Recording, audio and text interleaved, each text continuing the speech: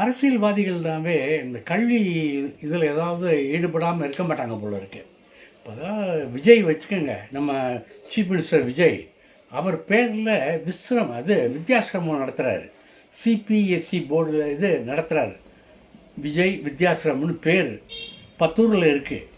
அதுக்கு இப்போ புரவலராக போட்டிருக்கிறது யாருன்னா அவங்க அப்பாவை போட்டிருக்காரு, எஸ் சந்திரசேகர்.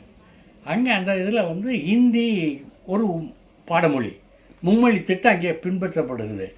அப்படி தன் பெயரில் தானே நடத்தக்கூடிய ஒரு பள்ளிக்கூடத்தில் வித்யாசிரமத்தில் இந்தியை வச்சுருக்கிறவர் தமிழ்நாட்டில் வச்சுக்க மாட்டாரா என்ன?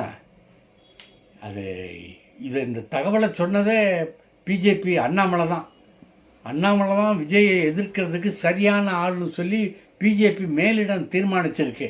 இங்கே உள்ள ஆட்கள் எல்லாம் சோப்பலாங்கியாக இருக்காங்க, இவங்களாலலாம் விஜயை எதிர்த்து வாரி கொட்ட முடியாது.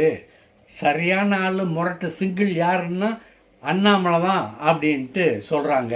அது உண்மையாக இருக்குமா?